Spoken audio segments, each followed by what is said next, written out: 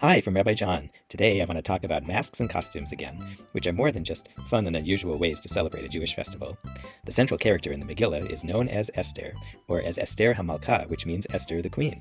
I say she is known as Esther because Esther and Queen are both masks.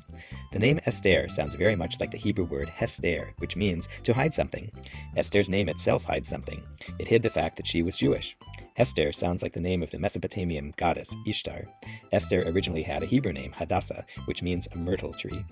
When we meet Esther in the Megillah, the first thing we know is that Mordechai told her not to tell anyone her true identity as a Jew.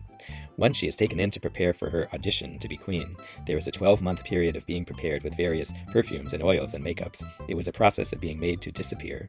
Hadassah means myrtle, a tree with a distinctive and beautiful fragrance. Esther was hidden by means of perfumes.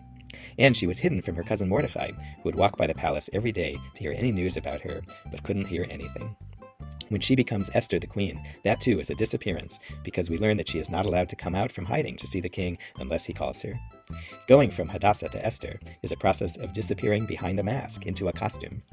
When the decree against the Jews is issued and Mordechai gets word about it to Esther, she says that she cannot do anything about it.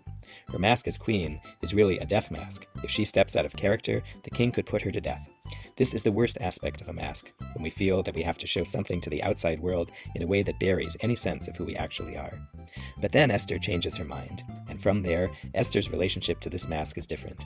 The mask allows her to grow into the role of queen, to become a powerful person, not to use power just for anything, but powerful to save lives. She changes the meaning of what it means to wear the crown, the perfumes, and the makeup of queen. She makes plans. She learns how to use her voice.